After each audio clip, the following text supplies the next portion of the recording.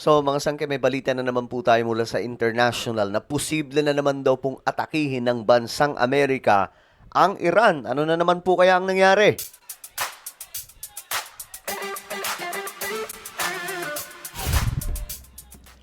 Okay, mga sangkay, magandang oras po sa lahat ng mga nanonood ngayon, mga solid sangkay na tambay dito at lagi pong nagsusubaybay sa bawat content na ating ginagawa. Pandaigdigang balita po tayo ngayon. Medyo mabigat lamang po na balita ito kasi posible daw muling atakihin ng Amerika ang Iran. At alam naman po natin yan, mga sangkay, na kapag nangyari na naman po yan, lolobo na naman po ng malala ang presyohan ng oil sa buong mundo. Hindi pa nga po tayo nakakabawi, mga sangkay, di ba? Medyo mataas. Bagamat bumaba, no? Yung presyo ng oil sa pandaigdigan, pero mataas pa rin eh. Kung titingnan po natin, kaysa sa bago yung digmaan na yun, mababa ang presyo ng oil nun eh. So ngayon, mga sangkay, tingnan po natin itong balita. Anyway, bago tayo mag-umpisa sa mga hindi pa po dyan, nakakapag-subscribe, makikita nyo po yung subscribe button sa baba ng video na to. I-click nyo lamang po yung subscribe, i-click ang bell, at i-click nyo po yung all. Sa mga nanonood po sa Facebook, i-follow nyo po yung ating Facebook page. Okay. Ayon po dito, Trump muling nagbabala ng military strikes laban sa Iran. So bakit kaya, mga sangkay? Akala ko tapos na yung digmaan, di ba? Dineklara ni US President Donald Trump nakaraan lamang na ang digmaan ay tapos na eh. Pero bakit ganon? Mukhang hindi pa pala, mga sangkay. So alamin po natin sa balitang to. Pinag-aaralan na ni US President Donald Trump ang panibagong peace proposal ng Iran. Pero hindi rin daw malabo ang panibago nilang pag-atake kung gumawa ng hindi maganda ang kabilang panig. Yan ang Agenda Weekend Report ni Laika Cuevas. Could you please start military strikes on targets? Well, I don't want to say that. I mean, I can't tell that to a reporter.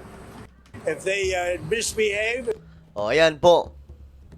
Yan yung kanyang pasaring, mga sangkay. If they misbehave, if they do something bad, dun lamang daw po mangyayari ang pag-atake. At sa tensyon na ito, kita nyo naman, mga sangkay, na ang Iran talagang pumapalag. Pero sa pagkakataong ito, mukhang kalmado kasi nga po, mukhang nauubusan na daw po ng weapon ng Iran eh.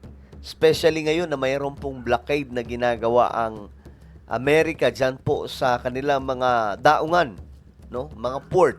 Andun po yung mga sundalong Amerikano, bantay sarado po yun, wala pong magawa ang Iran.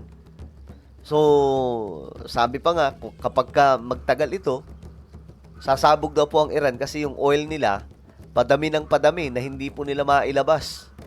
Hinaharang po kasi ng Amerika. Kaya, dineklara ng US na hindi na pala kailangan ng gera. Ito na lang, blockade na lang pala ang kailangan. Kasi, doon po bumabagsak yung ekonomiya ng Iran. At kapag nangyari yun, wala pong choice dyan yung mga leader ng Iran, kundi sumunod sa kung ano man ang sasabihin ng US. Pero yun na nga, isa sa delikado ng sitwasyon, kung atakihin yung blockade ng Amerika nitong Iran. Kasi syempre, the more na naghihirap yung Iran, mati-trigger po yan eh. Kaya binabalaan na po ni Trump. Kahit tapos na daw po yung gera, pwede pa rin po nilang atakihin ng Iran. If they misbehave and if they do something bad. If they do something bad, but right now, we'll see. But, you know, it's a possibility. Okay, yan po. But right now, sa ngayon, mga sangkay, tingnan natin. But it's a possibility that could happen certainly. Posible po talaga mangyari. Ganoon naman po talaga sa digmaan, mga sangkay. Unpredictable lang lahat eh. Anong malay natin kung itong Iran bigla na naman pong magpalipad ng kanilang kakapirangot na drones. So atakihin na naman po sila ng Amerika. That could happen, certainly. Yan ang panibagong babala ni US President Donald Trump laban sa Iran. Sa kabila ng tigil putukan, kasabay din yan ang kanyang pagbusisi sa 14-point peace proposal ng Tehran. Okay, so ngayon, mga sangkay, nagpadala nga po ng proposal na naman ng Iran para na naman po sa panibagong peace deal nila with the US.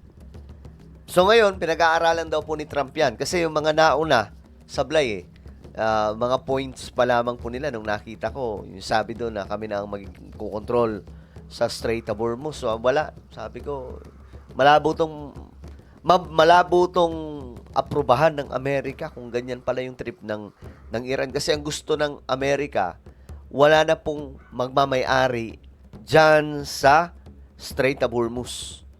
Then, buburahin ng Iran yung kanilang nuclear program. Kasi bago po umatake ang Amerika, nag-uumpisa po ang nuclear program nila eh.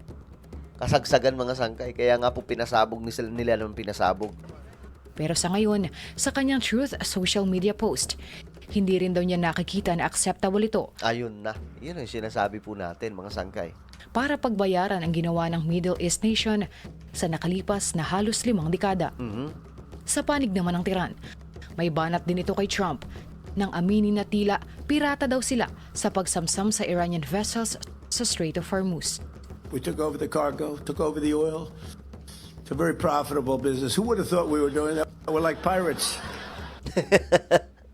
Giit ng isang Iranian official, hindi ito verbal slip lamang, kundi direktang pag-amin ng criminal action ng Amerika sa International Maritime Navigation. Kaya dapat daw tutulan ito ng international community tulad ng United Nations. Okay, so wala rin naman magagawa dyan yung UN pag Amerika eh. 'Di ba? Kahit pa po sila ay magsalita laban po kay Donald Trump, wala rin po sila magagawa. Magwi-withdraw lang po yung Amerika ng suporta. Ganun lang po mangyayari dyan, mga sangkay. Kahit nga po yung NATO ngayon, namang problema po sa Amerika kasi, 'di ba? Ang ginawa po ng US, since itong NATO ayaw tumulong sa digmaan, winidraw yung marami pa mga sundalo, pinauwi.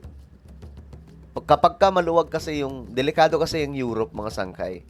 Kapag maluwag yung mga base militar nila doon ng Amerika, pwede silang atakihin nila Putin. At kapag inatake sila, yari sila dyan.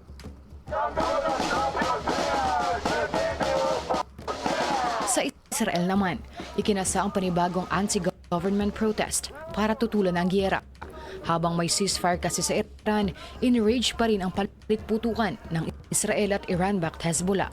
We are addicted to war and to bombs and to destruction, and we don't even care about war laws. And that's what's so. I think I have very little hope because I don't see any alternative in the opposition and in the voters. Okay, so yan po ang nangyayari ngayon, mga sangkay, sa international, no? So, sana hindi na umabot po sa punto na maggera ulit o magbakbakan. Kasi kapag nangyari na naman po yan, malaking gulo na naman po yan, mga sangkay, at natural. Kapag nangyari ito, taas ang presyo na naman ng oil. Yari na naman po tayo. Alright, so ano po ang inyong opinion? Comment down below. Meron tayong YouTube channel, Sangkay Revelation. Hanapin nyo po ito ngayon sa YouTube. Kapag nakita nyo na, i-click nyo po yung subscribe, i-click ang bell, at i-click nyo po yung all. Ako na po ay magpapaalam. Mag-iingat pong lahat. God bless everyone.